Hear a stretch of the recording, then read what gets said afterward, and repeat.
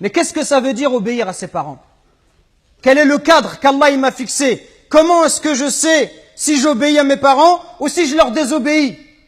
Peut-être que j'ai répondu à mes parents, peut-être que j'élève la voix sur eux, peut-être que je leur crie dessus, peut-être même, wal'iyadou billah, à notre époque, il n'y a rien d'étonnant, peut-être même que certains, ils insultent leurs parents, voire même ils lèvent la main sur eux ou ils les frappent. Et on entend parfois, wal'iyadou billah, des gens qui vont insulter, qui vont tuer leurs parents pour l'héritage. La règle, le cadre, c'est ce verset coranique. Allah Azza wa Jal, il nous dit, et ton Seigneur a décrété n'adorer que lui. Ça, c'est le droit d'Allah sur ses serviteurs. D'adorer Allah et de ne pas lui donner des associés. Et de marquer de la bonté envers les pères et mères. Si l'un d'eux ou tous deux doivent atteindre la vieillesse auprès de toi, si tes parents ils vont vieillir auprès de toi, ça veut dire quoi? Dans ta maison. Dans ta maison, ça veut dire que tu les mets pas dans une maison de retraite, comme on fait aujourd'hui, où dès que les parents ils sont vieux, on les prend, on les jette dans la maison de retraite et on vient les voir une fois dans l'année.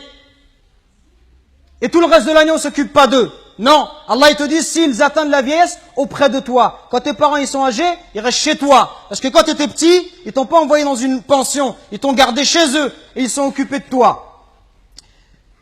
S'ils atteignent la vieillesse, ne leur fais point fi, ne leur dis pas pff. Ça, juste le fait de dire mes frères et sœurs. Comprenez bien ce qu'Allah il nous demande. Le simple fait de dire à son père, pff, ça c'est interdit. Que dire de celui qui se plaint et qui dit à son père ou à sa mère, tu comprends rien, mais c'est toujours pareil avec toi, mais ceci, mais cela.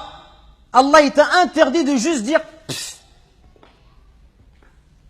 Et ne les brusque pas, mais adresse-leur des paroles respectueuses. Et par miséricorde, abaisse pour eux l'aile de l'humilité et dis, invoque pour tes parents, ô mon Seigneur, fais-leur à tout de miséricorde, comme ils m'ont élevé tout petit. Et il n'y a que lorsque tu seras toi-même un père de famille, ou lorsque tu seras, ma sœur, une maman, que tu vas comprendre la valeur de ta mère et de ton père.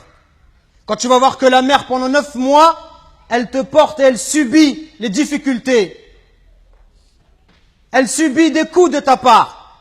Que lorsque tu nais, le jour où Allah t'a mis au monde, ce jour-là, ta mère, elle a l'impression qu'elle allait mourir, tellement les douleurs, elles sont intenses. Et les hommes, on ne sait pas de quoi on parle quand on parle de cela. Il n'y a qu'une femme qui peut l'expliquer. Quand ta mère, pendant 2 ans, elle t'a allaité, elle dormait pas la nuit. Pendant 2 ans, tu lui as perturbé son sommeil. Quand tes parents, à 4 heures du matin, ils sont levés pour aller travailler, pour t'acheter des vêtements. Quand lorsque tu es malade, ta mère, elle trouve pas le sommeil. Même quand tu as 30 ou 40 ans, si tu rentres à 1 heure du matin, ta mère, elle t'attend encore pour demander de tes nouvelles ou pour te préparer à manger. Qui va se comporter avec toi si c'est pas ta mère et ton père? Qui va se comporter comme ça avec toi? Et nous, on est gentils avec nos copains. À n'importe quelle heure, on répond à l'appel de nos amis qui nous demandent de l'aide, on les aide. Mais est-ce qu'on aide nos parents? Est-ce qu'on est à leur écoute? Est-ce qu'on leur donne du temps? Est-ce qu'on leur montre du respect? Les anciens, ils disaient, Zayd al-Abidin, le petit-fils de Ali ibn Abi Talib, on lui disait, toi, t'es quelqu'un de très bon avec tes parents, pourquoi tu manges jamais avec ta mère? Il dit, parce que j'ai peur, si ma mère, elle voit dans l'assiette quelque chose qu'elle a envie de prendre, et si je le prends avant elle, j'ai peur qu'Allah, il compte cela comme de la désobéissance. Et il disait rien d'étonnant à cela. Il disait, ceux qui ont vécu avant nous, ils considéraient comme un manque de respect envers les parents que d'habiter au premier étage et que de laisser habiter les parents au rez-de-chaussée. Regardez jusqu'où ça allait. Allahu Akbar. Le simple fait d'être au-dessus de sa mère, au premier étage, sa mère au rez-de-chaussée, ils considéraient ça comme un manque de respect. Et d'autres chez les Sahaba, ils disaient, quand il y avait un scorpion qui est rentré dans un trou, il a mis sa main et il s'est fait piquer. On lui dit, pourquoi tu mets ta main alors qu'il y a un scorpion? Il dit, parce que j'ai peur que ce scorpion il sorte et qu'il ne pique ma mère. Regardez le respect. Et regardez aujourd'hui l'attitude des enfants envers les parents. Regardez ne serait-ce que le regard, les yeux. Wallahi mes frères, si nos parents ils invoquent contre nous, wallahi c'est pour nous le malheur dans la vie d'ici-bas et dans celle de l'au-delà. Allah Azza wa Jal, par l'intermédiaire du prophète alayhi salatu wassalam, il nous dit qu'Allah il a interdit le paradis.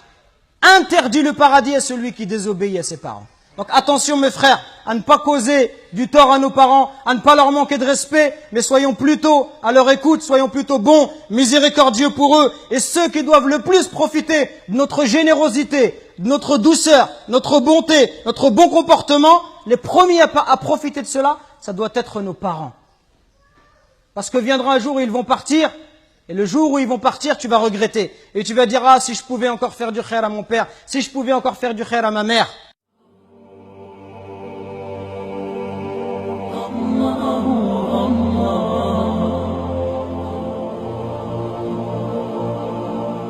Allah